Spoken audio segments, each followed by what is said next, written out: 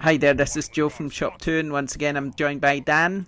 So, And today we're going to be talking about Blood Bowl 2, as this is our review. Well, sort of review, because I've played it and I still don't have a clue what's going on, but hey, you can't win them all.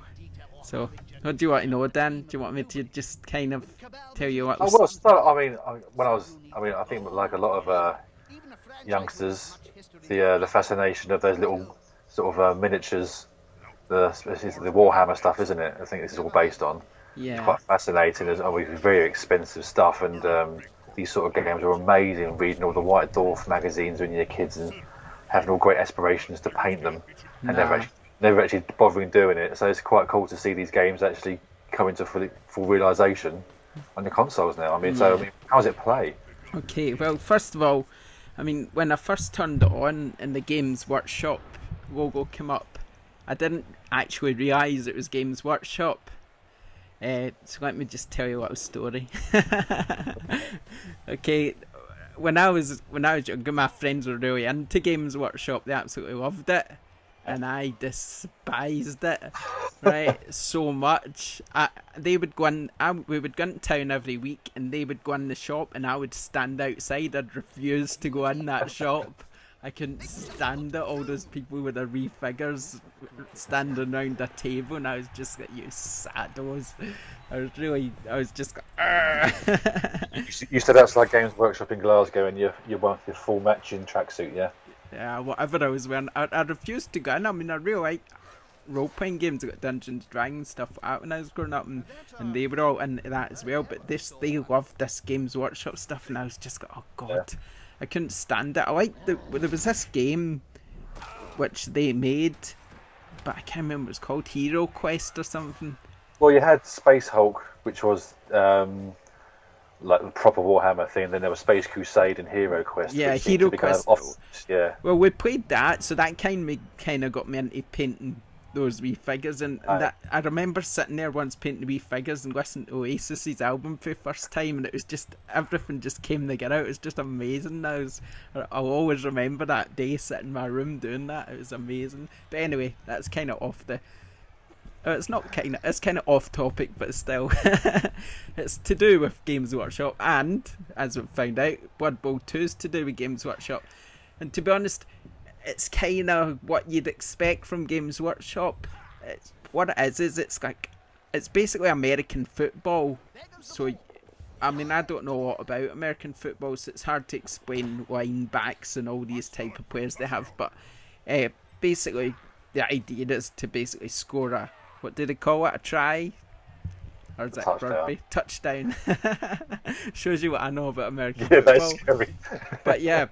So the idea is to score a touchdown, and but basically try not to get killed at the same time, because the game's basically full of different types of characters. So you have orcs and dark elves, dwarfs, and humans, and so you have two teams of each. So a few times I played so far, I went humans, and our team was mainly orcs. Uh, so it's turn based. Right, that's what I wasn't sure about. Is it turn-based? Yeah. Yeah, it's got a campaign. It's got like a league as well, and it's also got multiplayer. So is it still quite similar to like the tabletop game? Yeah, There's multiple dice and stuff, isn't it? I'd say it's tabletop like, because obviously it's turn based, and what you do is you select a player, and then you move them, and then you go to the next one, you move them, and then you end your turn, and then it goes to the other team and they do their movements. But what's kind of different about it between this and American football is that you can kind of attack the other team.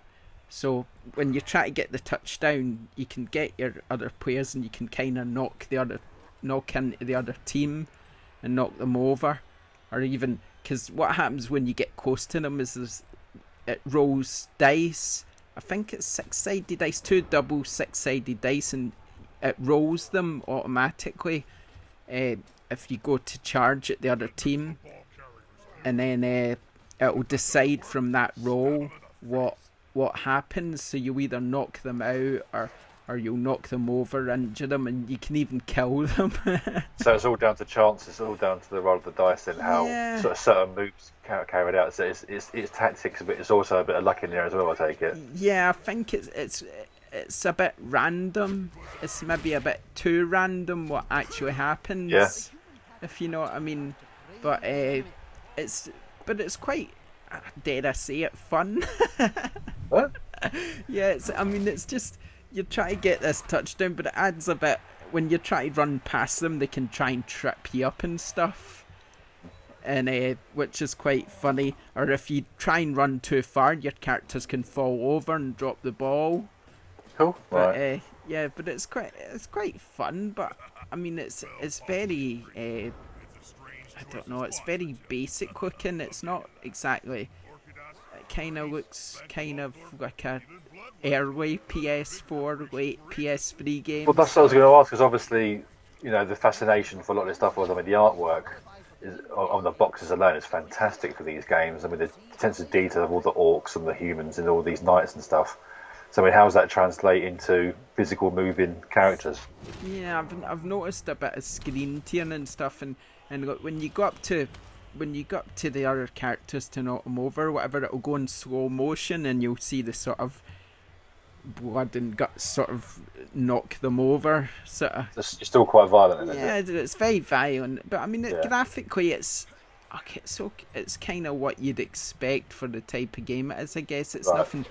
It's nothing special, if you know what I Right. mean.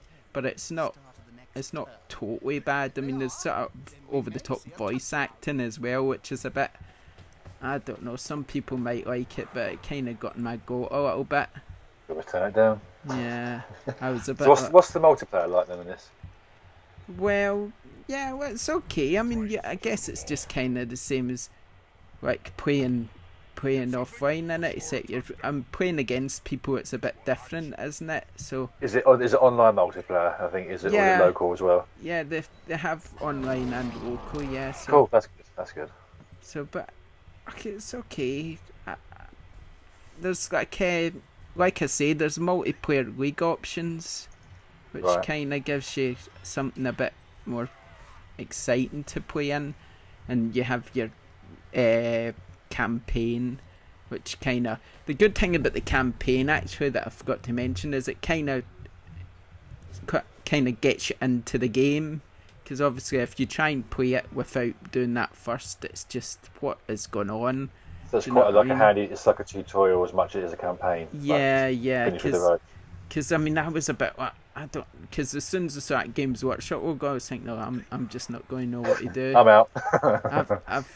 I've just completely lost it. I think a touchdown's a try. Do you know what I mean? That's a bad start, and then it's Games Workshop on top of that, and it's a bit like, oh no.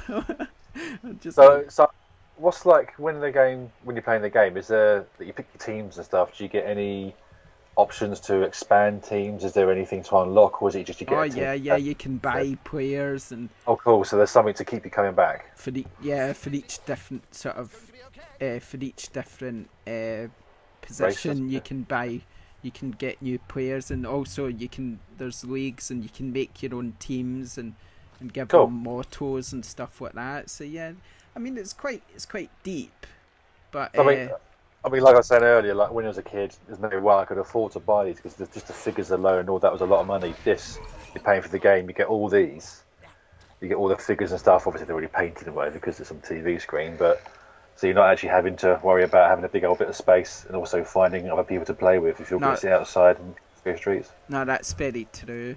But I'm sure fans of Games Workshop who sort of love this sort of Blood Bowl game will think it's great.